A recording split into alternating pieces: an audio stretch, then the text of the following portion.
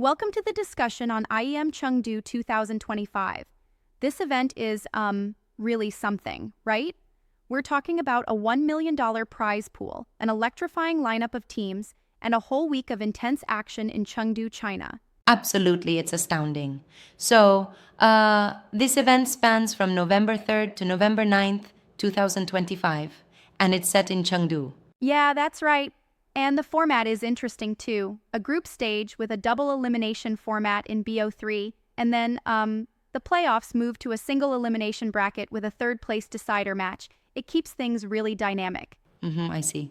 For sure. And you know, the group stage is split into two groups, Group A and Group B, where teams like the Mongol Z, Heroic, Astralis, and Natus Vincere are already making waves. Exactly. In Group A, you've got names like the Mongol Z, Astralis, Natus Vincere, Tyloo, and a few others. It's interesting how the matchups are set up. For instance, the Mongol Z had a BO3 against Astralis, and there's even a match where Pain takes on Spirit. Right, that's a diverse mix. And in Group B, we've got Furia, G2, 3DMAX, MOUZ, FaZe, Vitality, and Virtus Pro, correct?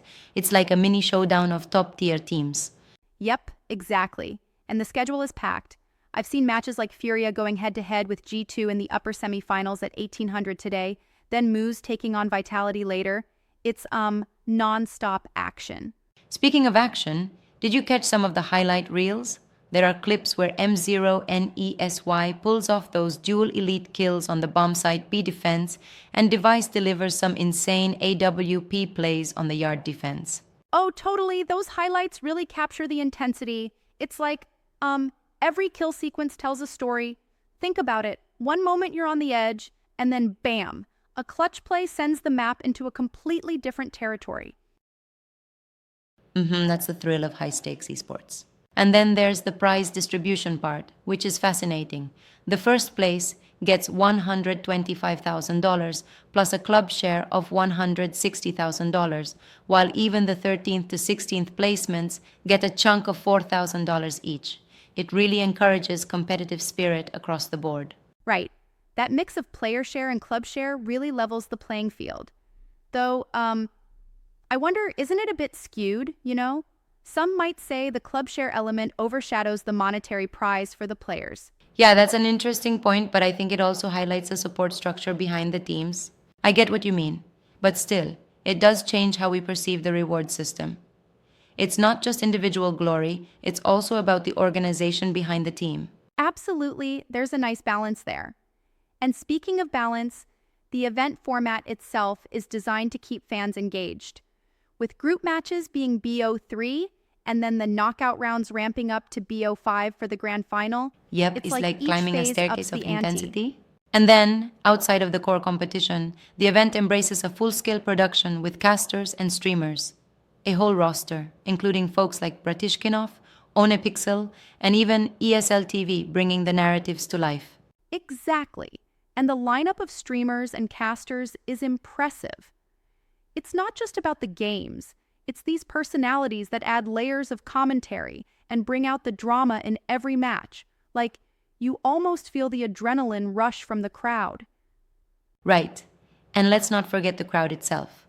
IEM Chengdu is set to have a live audience through all stages, adding that extra spark when a clutch moment unfolds on screen. Indeed. Now, talking about the map pool, it's classic but strategic. Dust 2, Mirage, Inferno, Nuke, Train, Overpass, and Ancient make up the battlegrounds. It's like each map demands a different tactical approach. Yeah, each one has its own soul, right? Exactly. And teams have to adapt their playstyles accordingly. It's like 1 minute you're in a tight corridor style skirmish on train, and the next you're strategizing for long range encounters on overpass. And it keeps the games unpredictable. In fact, some of those group stage matchups, like Heroic versus Natus Vincere in Group A, already show how teams are adapting to such maps. Yep, adaptability is key. Now, I also saw some interesting quotes from the players in the news section. For instance, Magisk mentioned he's still working to be more reliable, and Malbes MD talked about the travel burnout affecting his team. It shows that even at the top levels, there's a human element at play. Oh, definitely. There's this tension between ambition and the challenges the teams face, like visa issues or the constant grind of travel. It really brings a layer of complexity It's like the struggle to for esports. perfection in high stakes sports. And speaking of struggles, I appreciate how the tournament also serves as a platform for emerging talents. Controles, for example, stepped in for the Mongols at one point. Fresh faces getting their shot. Ah, yes, that's a great point.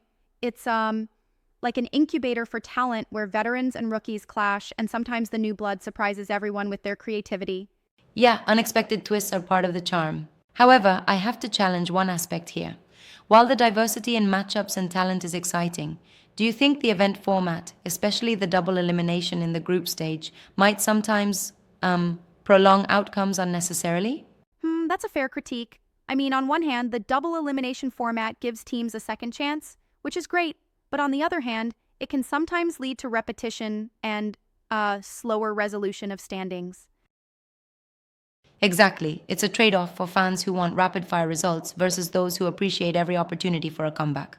Right. It's this delicate balancing act between ensuring fairness and maintaining momentum in the tournament schedule.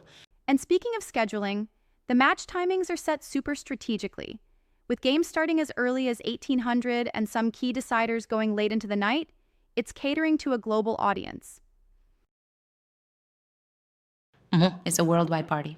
Plus, the reported viewership numbers on highlight reels, with some videos hitting over 3,000 views, show that the digital footprint of the event is growing well beyond just the live audience at Chengdu. Exactly, which is quite exciting because it brings more indirect engagement and sponsors looking at the numbers. And that ties into how the overall prize pool and club shares really reflect the industry's Yep, growth. it's like the ecosystem is evolving. All in all, IEM Chengdu 2025 isn't just another tournament. It's a celebration of esports where teams, fans, and even the behind the scenes crew all contribute to a larger narrative. Absolutely. It's the kind of event that pushes the envelope on competition, drama, and sheer passion for the game. The interplay between intense matches, strategic map plays, and the human side of esports makes it a must-watch. Truly an all encompassing experience. And I think what stands out is the meticulous planning. From the bracket setups to the broadcast team, every detail is crafted to pique audience excitement. Exactly. Plus, the use of modern streaming platforms and the integration of live stats really give fans an immersive experience, like being in the stadium, even if you're, miles away. Right on. That's the magic of esports these days. It's an exhilarating blend of technology, strategy, and raw human effort. You can feel the tension every time the clock ticks down in a close match. Definitely. And with talent from every corner of the globe competing, it really highlights how esports is a universal language. And it's only going to get more vibrant and innovative. As we get closer to the event's climax, it will be fascinating to watch not just the results on the scoreboard, but also the evolving stories behind each team and player. Absolutely. And that, I think, is what makes IEM Chengdu 2025 such a landmark event in the esports calendar. It's much more than just the matches. It's about bringing together a community, pushing players to new heights, and redefining what competitive gaming truly stands for. Yes, no doubt about that. So, as the tournament unfolds, we'll be keeping a close eye on those clutch plays, tactical masterstrokes, and even the occasional stumbles that remind us all that beneath the high octane gameplay, there are real people with passion and perseverance. Exactly. And that's what makes this entire journey so compelling. It'll be thrilling to see how these narratives evolve over the course of a week filled with adrenaline and unforgettable moments. Here's to an epic tournament